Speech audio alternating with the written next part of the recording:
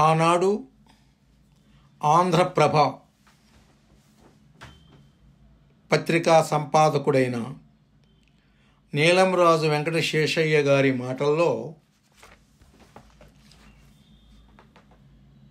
కంచి మహాస్వామి అంటే చంద్రశేఖరేంద్ర సరస్వతి స్వామి వారికి మరియు స్వాతంత్రోద్యమ నాయకుడు మహాత్మా గాంధీ గారి మధ్య జరిగినటువంటి రహస్య గోష్ఠిని ఈ విధంగా తెలియజేస్తున్నారు.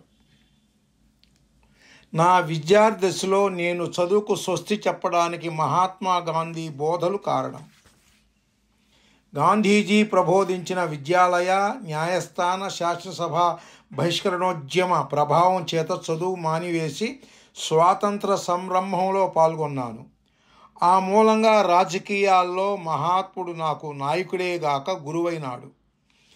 యావత్ భారతం మహాత్మా గాంధీని ఏకైక నాయకునిగా, స్వాతంత్ర ప్రదాతగా, ఎట్టకేలకు జాతిపితగా పరిగణించింది. గాంధీజీ కేవలం రాజ్యాంగవేత్త మాత్రమే కాడు, ఆధ్యాత్మిక దృక్పథం గల దేశ నాయకుడు.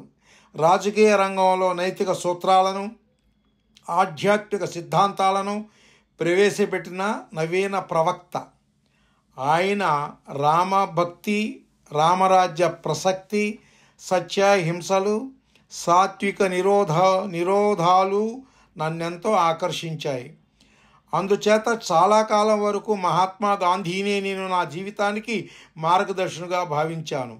సాధ్యమైనంత వరకు ఆయన సిద్ధాంతాలకు అనుగుణంగా జీవితం మలుచుకోవడానికి యత్నించాను. కానీ 50 సంవత్సరాలు పైబడిన తరువాత నా జీవితంలో మరొక మహనీయుడు చోటు చేసుకున్నాడు. ఆయన కంచి కామకోటి పీఠాధిపతి శ్రీ శ్రీ శ్రీ శ్రీ శ్రీ చంద్రశేఖరేంద్ర సరస్వతి స్వామివారు. ఆదిశంకరుల పరంపరలో ఆ పీఠానికి 68వ ఆచార్య పురుషుడు. దాదాపు 3 దశాబ్దాల కిందట మొదటిసారి నేను స్వామిని దర్శించినప్పుడు గాంధీ అనుయాయుణ్ణి అంటూ నన్ను నేను స్వామికి పరిచయం చేసుకున్నాను. గత 30 సంవత్సరాల్లో స్వామితో నాకేర్పడిన గురుశిష్య సంబంధం మరింత ప్రగాఢమైంది. సుమారు 60 సంవత్సరాలకు పూర్వం 1927వ సంవత్సరంలో దక్షిణ భారతదేశంలో పాల్ఘాట్ జిల్లాకు చెందిన నెల్లిచెరి అనే గ్రామంలో ఈ మహాపురుషులు ఇరువురు మధ్య అంటే చంద్రశేఖరేంద్ర సరస్వతి స్వామివారు మరియు మహాత్మా గాంధీ వారు ఒక రహస్య సమావేశం జరిగింది. పత్రికా ప్రతినిధులెవ్వరూ దానికి హాజరు కాలేదు. గాంధీ గారిని అనుసరించి వెళ్ళిన శ్రీ చక్రవర్తుల రాజగోపాలాచారి రాజాజీ కానీ స్వామివారి శిష్యులు కానీ ఆ మహనీయుల సంభాషణను ఆలకించే అవకాశం కలగలేదు. స్వామి గాంధీజీల సంభాషణ ఏకాంతంగా జరిగిందని పత్రికలన్నీ ప్రకటించాయి. అది రహస్య సమావేశమని గాంధీ గారు అన్నారు. అన్నిటినీ మించి ఆ సంభాషణ జరిగినప్పుడు గాంధీ గారు, నేను ఇద్దరమే తప్ప మరెవ్వరూ లేరని శ్రీ మహాస్వామి వారు నాతో విస్పష్టంగా, అసందిగ్ధంగా చెప్పారు. కంచి ఋషి, ద సేజ్ ఆఫ్ కంచి అనే పేరుతో కంచి స్వామివారు జీవిత చరిత్రను వ్రాసిన శ్రీ డాక్టర్ టి.ఎం.పి. మహాదేవన్ గారు కూడా కంచి స్వామి గాంధీజీల రహస్య గోష్ఠిలో ఇతరులు ఎవ్వరూ ఉన్నట్లు రాయలేదు.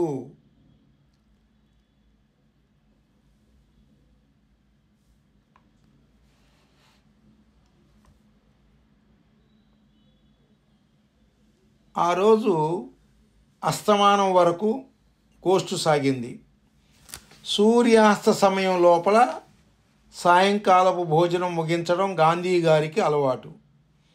అందుచేత అంతవరకు వెలుపల ఒంటరిగా కూర్చున్న శ్రీ రాజాజీ లోపలికి వచ్చి, మీ సాయంత్రం భోజనం వేళ సమీపించింది అంటూ గాంధీ గారికి జ్ఞాపకం చేశారు.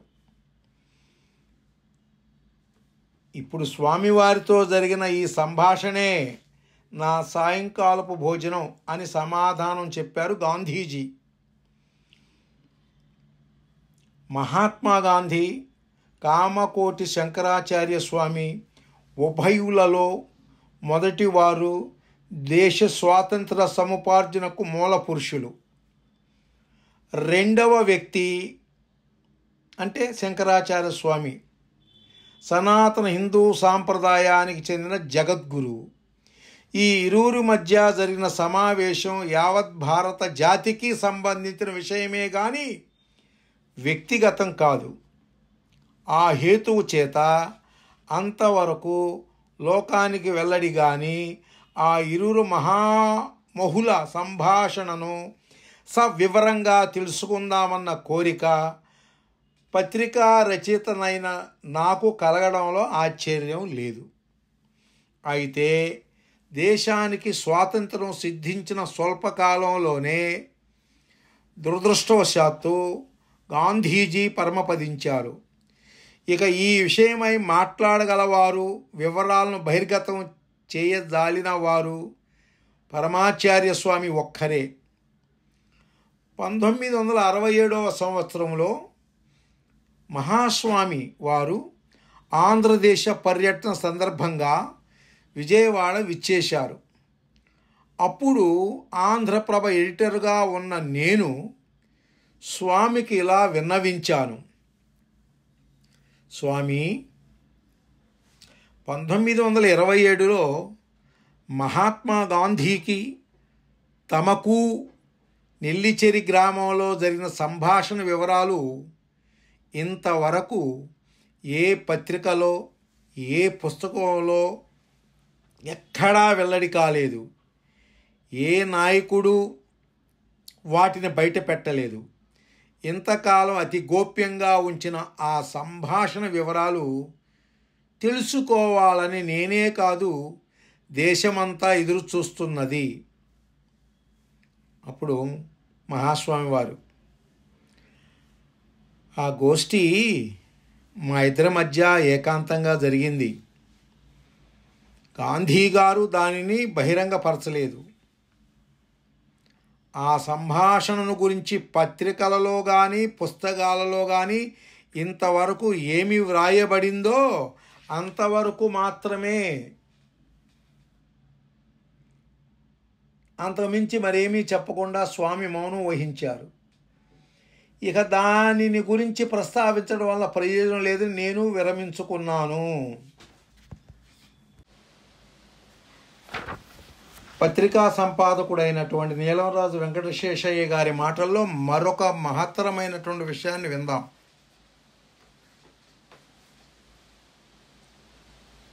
కంచి మహాస్వామి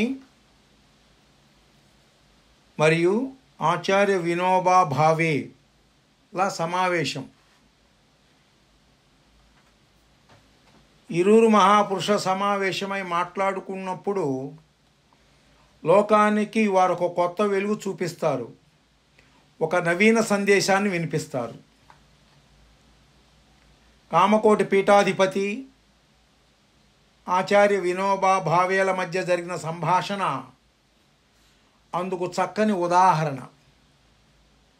శ్రీ వినోబా భావే గాంధీ అనుయాయులలో ప్రథమ శ్రేణిలోని వారు,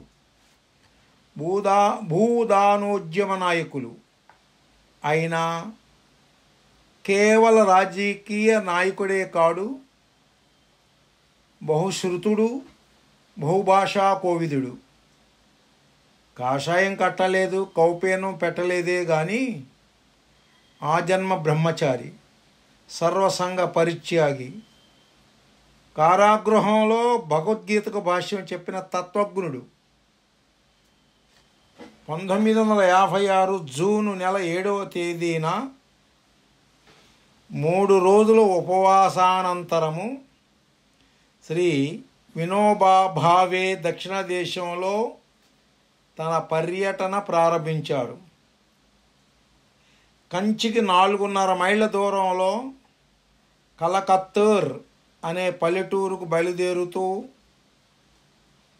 ఇప్పుడు ఎన్ని గంటలు అని తన సహచరులను అడిగారు వినోబా. 7:30 అయిందని వారు సమాధానం చెప్పారు. చూశారా, ఇంచుమించు ఇదే వేళ ఇప్పటికి 40 ఏళ్ల క్రిందట మొట్టమొదటిసారి బాపూజీని అంటే మహాత్మా గాంధీని నేను సందర్శించాను అన్నారు శ్రీ వినోబా భావే. 4 దశాబ్దాల అనంతరం అదే జూన్ నెల 7వ తేదీన ఆనాటి సమావేశం శ్రీ వినోబా స్ఫురణకు వచ్చింది.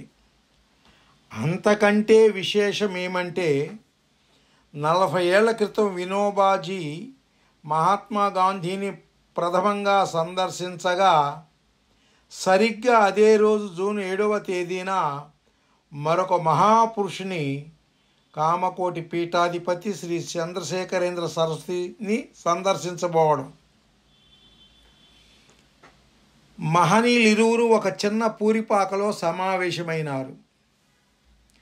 ఇద్దరి సంభాషణ కొన్ని నిమిషాల్లో ముగిసింది. సంభాషణ సంస్కృతంలో జరిగింది. నారాయణ నారాయణ అంటూ నారాయణ స్మరణతో మహాస్వామి వినోబా భావేకు స్వాగతం పలికారు. తమ ప్రక్కనే కూర్చోబెట్టుకున్నారు. వారి ఆరోగ్యం గురించి కుశల ప్రశ్న చేశారు. మహాస్వామి అంటున్నారు, ఇక్కడికి రావడంలో మీకేమీ శ్రమ కలగలేదు కదా? మీకు ఆటంకం లేకుంటే ఇక్కడ మఠంలోనే మీరు బస చేయవచ్చు. దానికి వినోబా భావే గారు ఏమంటున్నారంటే, మీ దర్శనానికే నేను ఇక్కడికి వచ్చాను, మీ ఆశీస్సు కోరుతున్నాను. మహాస్వామి వారు అంటున్నారు, నారాయణ నారాయణ. పరుల సేవల వల్ల ప్రపంచం అంతగా ఉద్ధరించబడుతున్నట్టు నాకు తోచదు. ఒక్కొక్క వ్యక్తి తన ప్రవృత్తిని బట్టి తన మనోభావాలను అనుసరించి సమాజానికి సేవ చేస్తాడు. అది ఆక్షేపణీయం కాదు. అయితే లోకులకు తాను ఏ ఉపకారం చేసినా అది కేవలం తన చిత్తశుద్ధికేనని, ఆత్మోద్ధరణకేనని అతడు భావించాలి. అదే తన లక్ష్యం కావాలి. ఇతరుల వల్ల ఏ విధమైన ఉపకారం పొందిన వాళ్ళు లోకంలో ఎందరో ఉన్నారు. వారంతా తమ జీవితాలను యథోచితంగా కొనసాగిస్తూనే ఉన్నారు. మాట వరుసకు అడవుల్లో మృగాలు, పక్షులు అసంఖ్యాకంగా జీవిస్తున్నాయి. వాటన్నిటికీ ఎవరు సహాయం అందిస్తున్నారు? వాడి జీవిత సరళ క్రమబద్ధం చేయడానికి ఒక సంఘం ఉన్నదా? ఒక ప్రభుత్వం ఉన్నదా? అయినా ఆ ప్రాణులన్నీ మానవుల కంటే సుఖంగానే బ్రతుకుతున్నవి. సమస్త జీవరాశిలో పరమాత్మ అంతర్యామిగా ఉంటూ లోకాన్ని నడుపుతున్నాడు.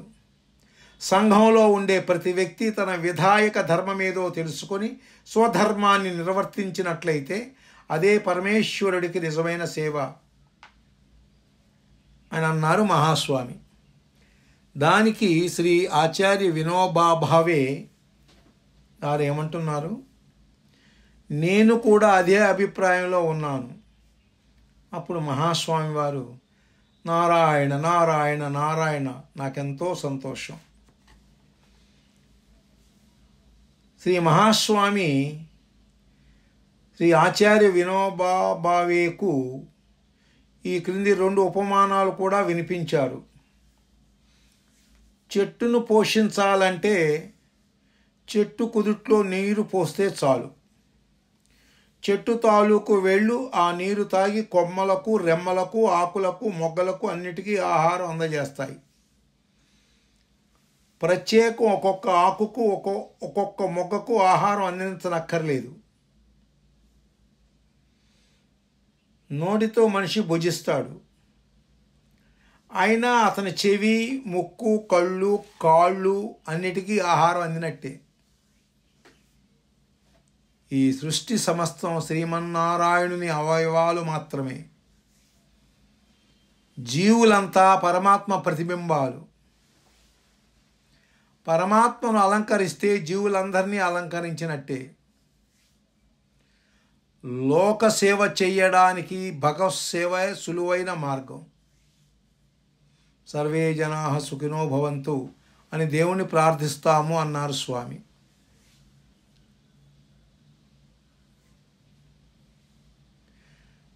మహాస్వామి నాకు భగవంతునితో సమానుడు కాదు, భగవంతుడే అంటూ ఆచార్య వినోబా భావే స్వామి వద్ద సెలవు పుచ్చుకున్నాడు.